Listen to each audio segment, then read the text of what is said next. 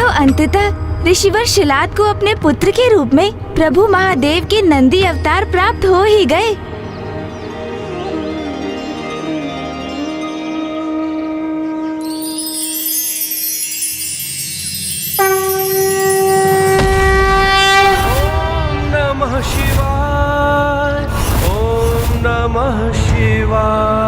हुआ जो ज्ञान अल्प आयु का तो घोर तप किया अमरता का था पाया शिव जी जो प्रसन्न हुए।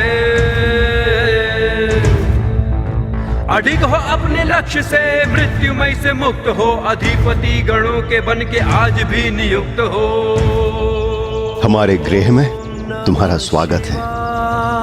ओम नमः शिवाय, ओम नमः शिवाय, ओम नमः शिवाय, ओम नमः शिवाय। प्रभु की इच्छा अनुसार नंदी अत्यंत साधारण, शांत है, श्रद्धालु है और अन्य सभी से भिन्न। नंदी कितना मन भावक मनमोहक नाम दिया है ऋषि शिलाद ने उन्हें, क्योंकि नंदी नाम में ही आनंद निहित है। वही आनंद जिसका आभास समस्त संसार को उनके जन्म से ही होने लगा था। अंततः मेरे सखा, मेरे भक्त का आगमन हो ही गया। मैं उसे देखने के लिए, उससे भेंट करने के लिए लालायित हूँ। महादेव कितने व्याकुल हो रहे हैं अपने सखा, अपने अवतार नंदी से भेंट करने के लिए। हाँ प्रातः नारायण, प्रभु तो उनके निकट पहुंचने के लिए अत्यंत आतुर है। धैर्य के सागर, महादेव के धीरज का बांध तो जैसे खंडित ही हो गया है। अब शीघ्र ही उनकी अधीरता शांत होगी जब वो नंदी जी के दर्शन करेंगे।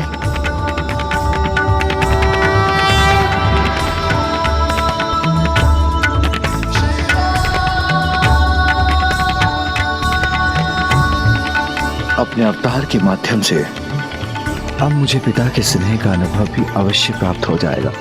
अब तो जो हो रहा था सर्वथा उचित था लंकेश। फिर आपने ऐसा क्यों कहा था कि निकट भविष्य में आगे क्या होने वाला था इसका किसी को अनुमान नहीं था, किंतु उन्हें क्या ज्ञात होना चाहिए था लंकेश?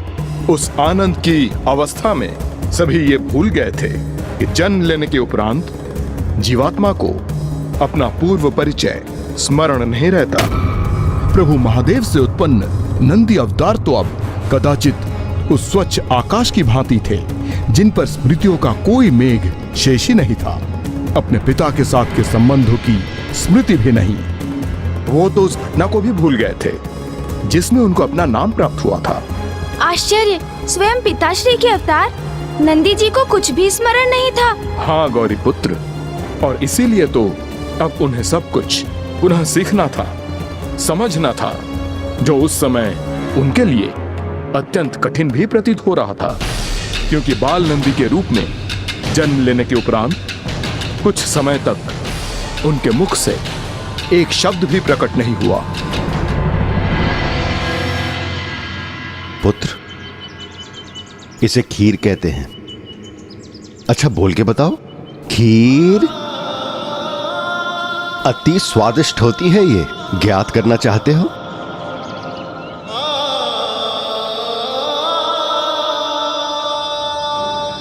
कोई बात नहीं पुत्र, ये देखो आम, ये भी अति स्वादिष्ट होता है। एक बार पुत्र बोल के बताओ, आम। प्रभु के अवतार इतने शांत क्यों? वो कुछ कहते क्यों नहीं?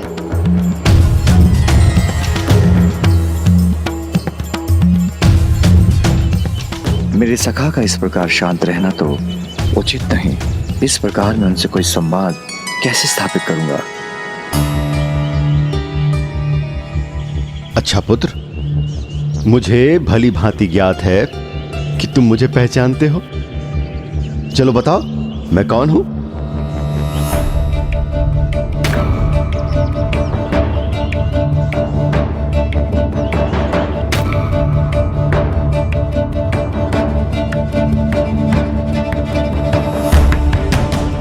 पुत्र नंदी, तुम्हें अपना नाम बहुत प्रिय है ना बेटा? चलो बताओ तुम्हारा नाम क्या है?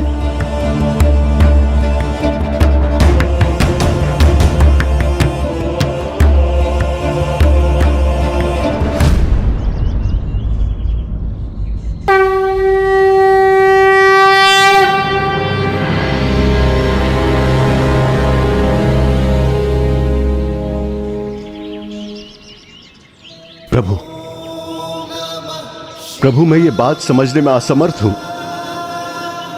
कि मेरे पुत्र नंदी को किसी बात की रुचि नहीं, ना ही वो भोजन करने का इच्छुक है, ना ही किसी प्रश्न का उत्तर देने को। प्रभु वो सब कुछ भूल क्यों गया?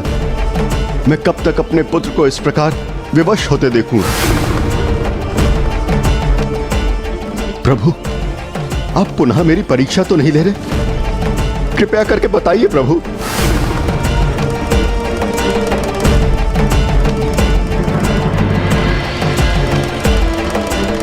नंदी,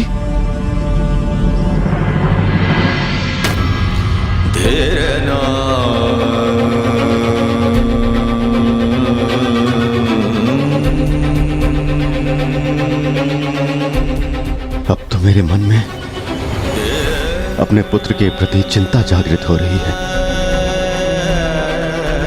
यदि ऐसा है तो मैं कौन हूं, ये भी कहां ज्ञात होगा इस बालक को।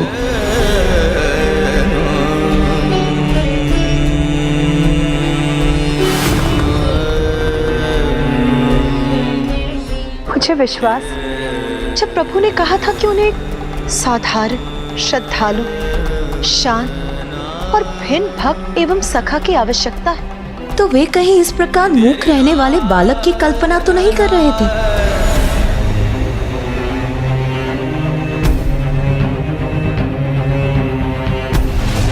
स्वामी, स्वामी कहाँ चले गए? वो वहां से लौटकर यहाँ क्यों नहीं आए? किंतु वो तो वहां भी नहीं है। वो जब भी किसी कारणवश कैलाश से दूर जाते तो लौटकर कैलाश ही आते। तो फिर इस बार वो कैलाश लौटकर क्यों नहीं आए? अर्थात एक और तो नंदी जी कुछ नहीं कह रहे थे, किसी भी प्रकार की रुचि प्रकट नहीं कर रहे थे। ऐसा प्रतीत हो रहा था जैसे उनकी बुद्धि पूर्ण रूप से विकसित नहीं थी। वहीं दूसरी ओर पिताश्री महादेव ही कहीं अदृश्य हो गए। किंतु ऐसा क्यों हुआ लंकेश? पिताश्री के अवतार नंदी जी की बुद्धि का पूर्ण विकास क्यों नहीं हुआ था और स्वयं प्रभु महादेव कहाँ प्रस्थान कर गए थे लंकेश? यही चिंता तो आपकी माता को भी सता रही थी पार्वती नंदन, और इस प्रश्न का उत्तर तो उन्हें भी ज्ञात नहीं था।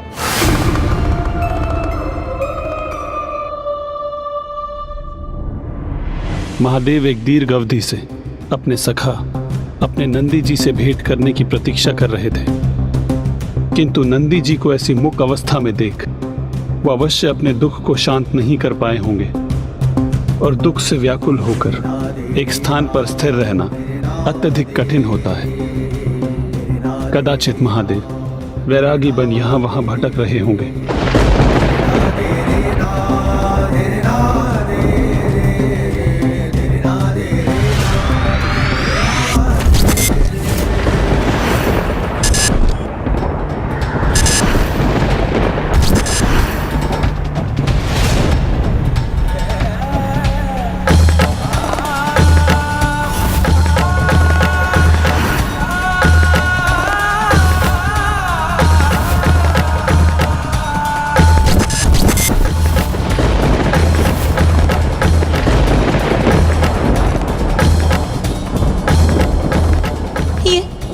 कैसी विडंबना है। हम स्थिति को जितना सुधारने का प्रयास कर रहे हैं, ये स्थिति तो उतनी ही विकट होती जा रही है।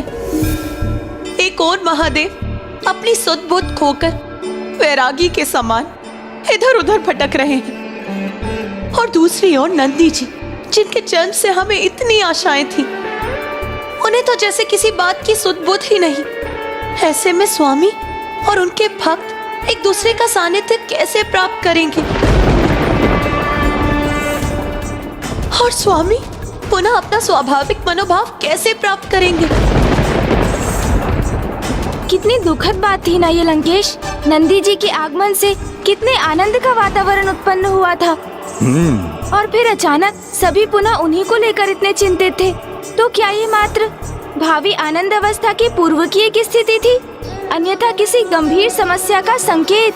वो समय ऋषि शिलाद और नंदी जी के लिए अत्यंत कठिन होने वाला था, क्योंकि ऋषिवर को ज्ञात ही नहीं था कि वो ऐसे बालक का ध्यान कैसे रखे जो आहार तक स्वीकार नहीं कर रहा था।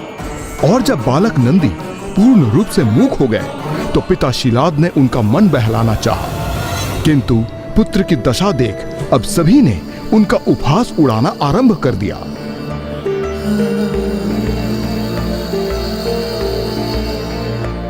देखो इस बालक को, ये तो अपने ही संसार में मग्न रहता है। वृषभ बुद्धि बालक को कितना भी समझा लो किंतु कुछ समझता ही नहीं। अरे समझना तो इसके पिता को चाहिए। ना ही किसी वैद्य से इसकी चिकित्सा करवाते हैं और ना ही किसी तांत्रिक के निकट ले जाते हैं। मुझे तो पुत्र और पिता दोनों ही बुद्धिहीन प्रतीत होते हैं, कुछ भी कहने में असमर्थ। इस वृषभ बुद्धि बालक को इसके पिता ऋषि शिलाद महादेव का अवतार बताते हैं और कहते हैं ये मुझे प्रभु की तपस्या के परिणाम स्वरूप और उनकी कृपा से प्राप्त हुआ है।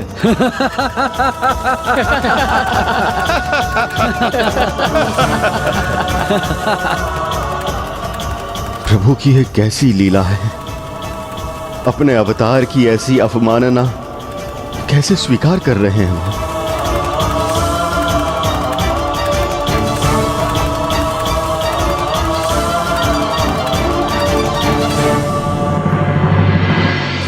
प्रभु, ये कैसी परीक्षा ले रहे हैं आप अपने इस भक्त की। मेरे पुत्र के प्रति ऐसे अपमानजनक संवाद आप कैसे सुन सकते हैं प्रभु।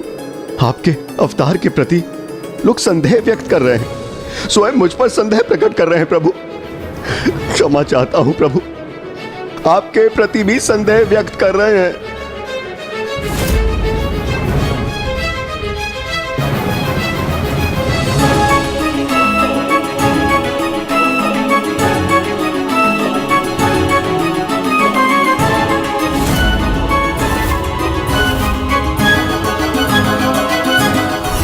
मुझे दिशा दिखाइए, मुझे कुछ समझ में नहीं आ रहा।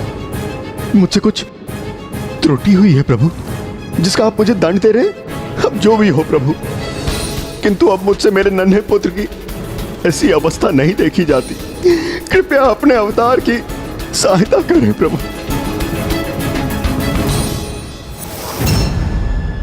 नंदी, नंदी, नंदी, पुत्र नंदी, नंदी, नंदी पुत्र, नंदी। आपने मेरे पुत्र नंदी को देखा? मुझे ज्ञात नहीं। आपने मेरे पुत्र नंदी को देखा? अभी यही था। मैंने नहीं देखा गुरुवर। आपने मेरे पुत्र नंदी को देखा? अभी यही कहीं था। कृपया करके बताइए नंदी कहां पर है। मैं तो अभी आया हूँ ऋषिवर, मैंने किसी बालक को नहीं देखा। नंदी पुत्र, पुत्र नंदी कहाँ चले गए तुम? पुत्र नंदी, नंदी पुत्र कहाँ चले गए? लंकेश, ऐसा क्या दिखाई दिया था नंदी जी को जिसे देखकर नंदी जी वहाँ से चले गए? और उसके उपरांत वहाँ क्या हुआ?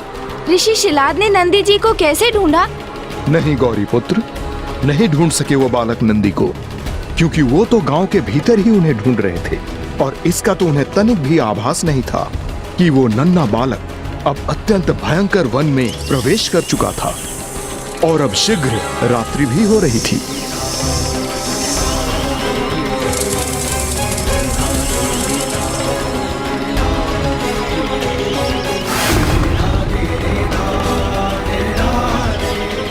होश से भटक रहा है ये बालक, उसने कुछ भोजन भी नहीं किया।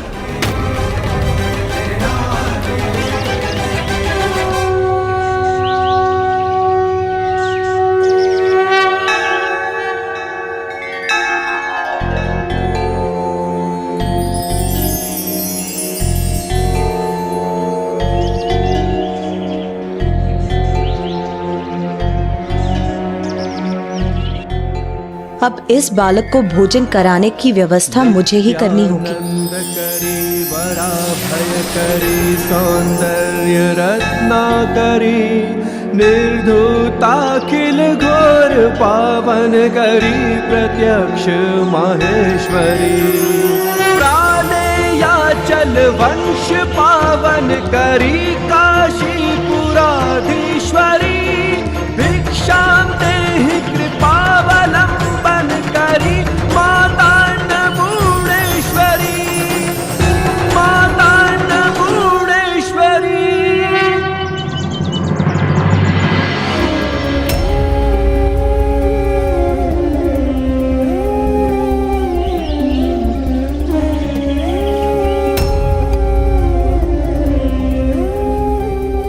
प्रातः काल से भूखा प्यासा है, किंतु उसे तो अपनी भूख प्यास की जैसे कोई चिंता ही नहीं।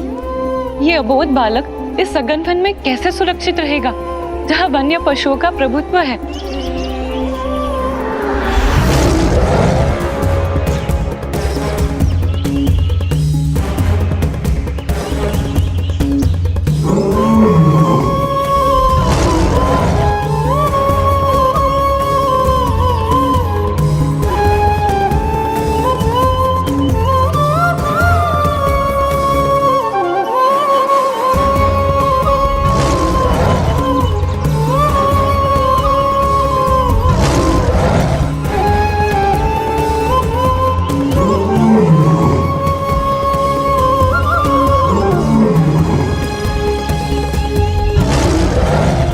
यदि भूले भटके उसकी किसी से भेंट भी हो गई तो फिर वो अपने निवास तक कैसे पहुंचेगा?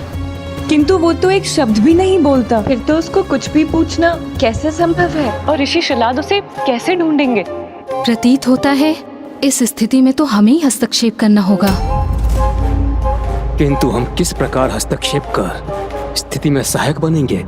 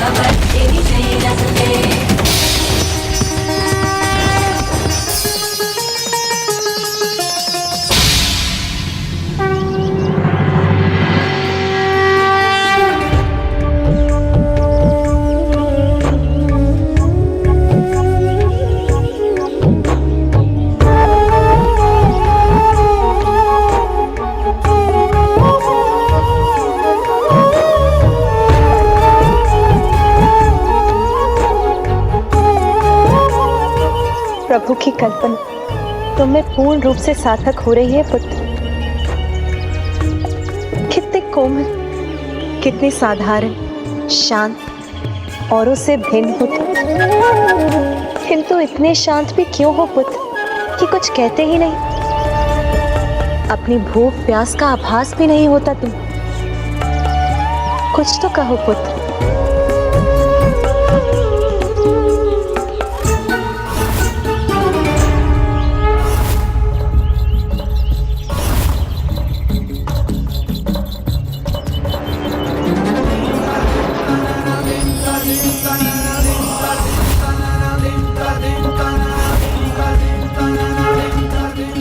इतने शांत और निशब्द मत रहो पुत्र नंदी, कुछ तो कहो।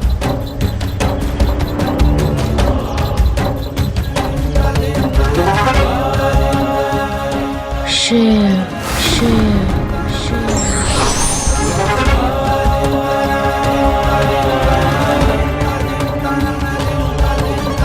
शिव शिव शिव।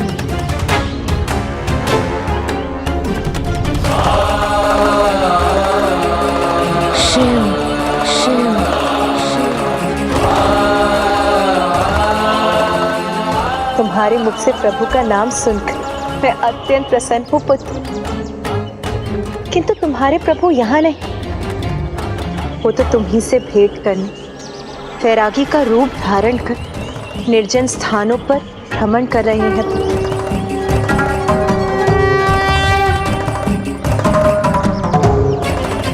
शिव शिव शिव।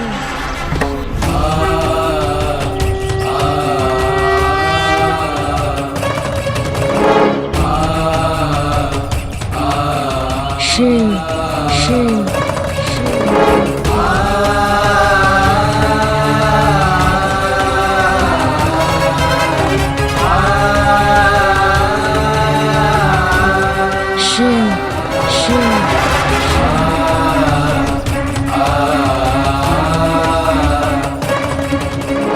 तो सर्वत्र यही कहना चाहते हो ना तुम पुत्र?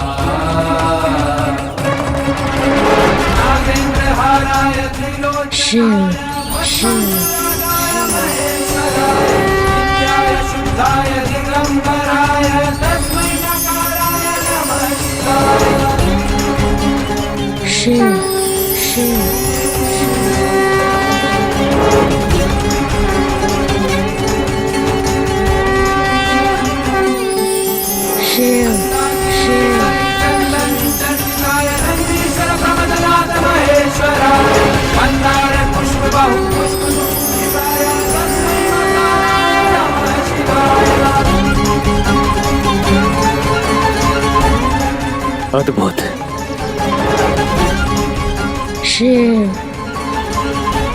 अविकसित नहीं है बालक नंदी की बुद्धि, अपितु उसकी बुद्धि, उसका मन, उसका मस्तिष्क पूर्ण रूप से अपने महादेव पर एकाग्र है। और ऐसे एकाग्रचित भक्त को भला भूख प्यास कैसे लग सकती है?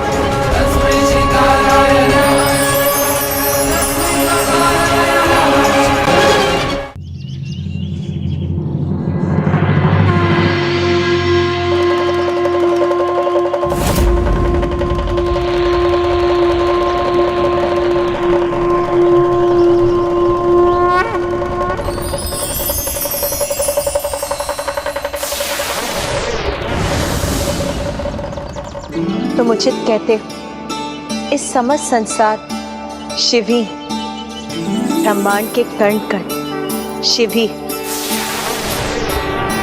ये पवन, ये ब्रह्मांड, धरा, तुम, मैं, हम सब शिव ही हैं।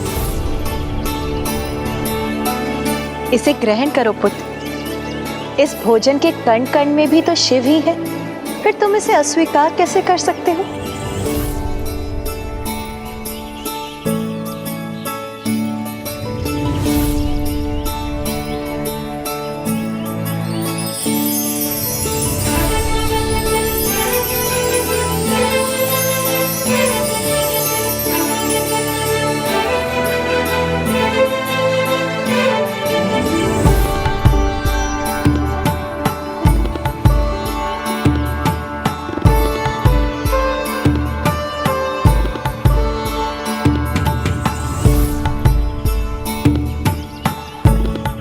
एक और लड्डू दीजिए ना माता। अवश्य पुत्र।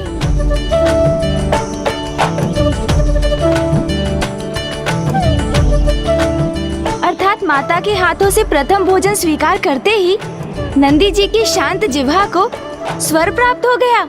हाँ गौरी पुत्र, माता के हाथों से प्रसाद प्राप्त कर बालक नंदी को तो जैसे एक नवीन चेतना ही प्राप्त हो गई। अब इस प्रसंग का श्रवण कर तो मेरे मन में भी माता के हाथों से लड्डू खाने की इच्छा जागृत हो गई है। किंतु बालक नंदी के मन में प्रभु शिव शंकर शंभु से भेंट करने की इच्छा जागृत हुई। प्रणाम नारायण। प्रणाम माता।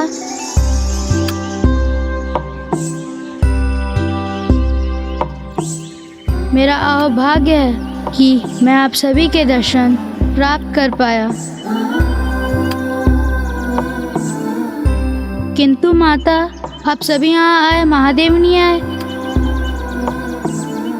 वो भी तो यहीं थे, उनके पीछे पीछे मैं तो यहाँ आया था। मुझे बताइए ना, कहाँ है मेरे प्रभु? मुझे उनसे भेंट करनी है, उनके दर्शन करने हैं। फिर क्या हुआ लंकेश? फिर माता ने क्या कहा?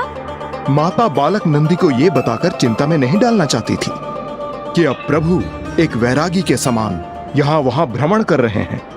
वो तो बस इतना चाहती थी कि अब नंदी शीघ्र ज्ञान प्राप्त कर प्रभु से भेंट करने के लिए स्वयं को योग्य बनाए। इसलिए उन्होंने बालक नंदी को अपने पिता के निकट जाकर अपनी शिक्षा संपन्न करने का सुझाव दिया। प्रभु, आपके अवतार का पिता हूं मैं, किंतु दुर्भाग्य मेरा कि अपने पिता का कर्तव्य ठीक तरह से निभा ना सका, अपने पुत्र की कुशलता का ध्यान नहीं रख सका। प्रभु मैं आपको जो दंड देना है दीजिए, किंतु मेरा पुत्र लौटा दीजिए प्रभु, उसे मेरे निकट पहुंचा दीजिए प्रभु, आपसे प्रार्थना करता हूं। पिताजी, पिताजी, पिताजी।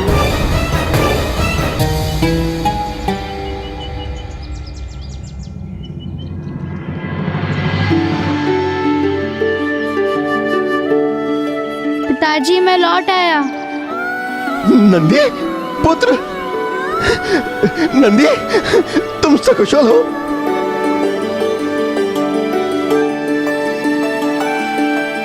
तुम बोल सकते हो पुत्र? हाँ पिताजी। मेरा पुत्र बोल सकता है। कहाँ चले गए थे पुत्र, और तुम्हारा स्वर वापस कैसे आया? मुझे स्वयं माता ने दर्शन दिए और उन्होंने मुझसे कहा कि मुझे आपके समान योग्य बनना होगा, तभी अपने प्रभु महादेव से भेंट करना संभव होगा मेरे लिए। अर्थात पुत्र, तुम्हें माता के दर्शन प्राप्त हुए? हाँ पिताजी, और उनके साथ प्रभु नारायण, ब्रह्मदेव, माता सरस्वती और लक्ष्मी जी के सुखद दर्शन हुए मुझे। अर्थात ये उन सभी की कृपा का प्रभाव है कि सब कुछ सकुशल है, और अब देखो तुम्हारा संवाद करना भी संभव हो गया पुत्र। पिताजी, मुझे मेरे प्रभु के सानिध्य प्राप्त करने हेतु उचित योग्यता प्राप्त करनी होगी। आप मुझे वो योग्यता प्रदान करेंगे ना पिताजी? अवश्य पुत्र, अवश्य। ये तो मेरा परम दायित्व है। फिर तो ऋषि शिलाद ने समस्त शास्त्रों अर्थात सभी वेद पुराणों का ज्ञान प्रदान कर नंदी जी को सर्वथा योग्य बना दिया होगा। हाँ गौरी पुत्र, जिन नंदी को सभी अविकसित वृषभ बुद्धिमान बैठे थे, वो तो उत्तम कोटि के विद्यार्थी प्रमाणित हुए। शिक्षा आरंभ करने के कुछ सप्ताह उपरांत अत्यंत अल्प समय में उन्होंने समस्त ज्ञान प्राप्त कर लिया। आओ पुत्र, मेरे निकट आकर बैठो। नहीं पिताजी, अभी तो आप मेरे गुरु हैं, इसलिए आपके समान मैंने उच्च स्थान ग्रहण किया, तो फिर आपसे मैं कैसे ज्ञान प्राप्त कर सकूंगा?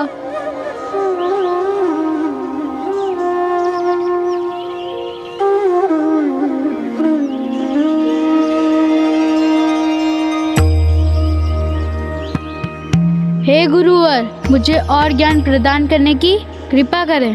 पुत्र, पिछले कुछ दिनों में तुमने समस्त वेदों के ज्ञान को ग्रहण कर लिया है।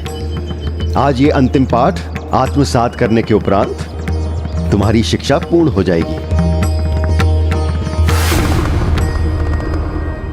अब नंदी को देखकर ऐसा प्रतीत हो रहा है कि प्रभु अपने जिस शांत, साधारण, श्रद्धालु और सर्वथा भिन्न भक्त एवं सखा का साथ पाना चाहते थे, वो यही है जिसमें शांत भाव से श्रवण करने का गुण है। असीम ज्ञान की प्राप्ति के बाद भी अपने साधारण स्वरूप में ही स्वयं को प्रस्तुत करते हैं, क्योंकि इन्हें तो अपने कण कण प्रभु ही दिखाई देते हैं, और सर्वथा भिन्न और विशेष तो नंदी अपने जन्म से ही है। मुझे विश्वास वो समय आ गया है जब नंदी अपने इष्ट, अपने प्रभु महादेव से भेंट हो।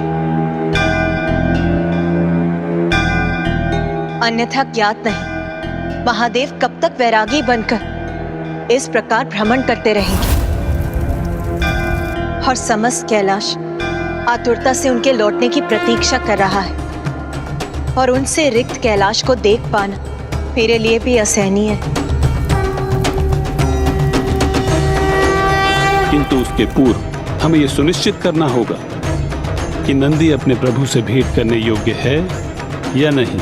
यदि ऐसा नहीं हुआ तो प्रभु भोलेनाथ द्वारा अपने भक्त को स्वीकार करने में पुनः विलंब हो जाएगा। इसीलिए आज नंदी की शिक्षा संपन्न होते ही स्वयं देवराज इंद्र उनकी परीक्षा लेंगे।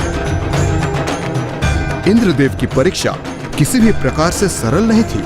भले ही नंदी प्रभु के अवतार थे, किंतु थे तो साधारण, शांत, श्रद्धालु एवं सभी से भिन्न, जिन्हें अब कपटी देवताओं के राजा की जटिल योजना का सामना करना था।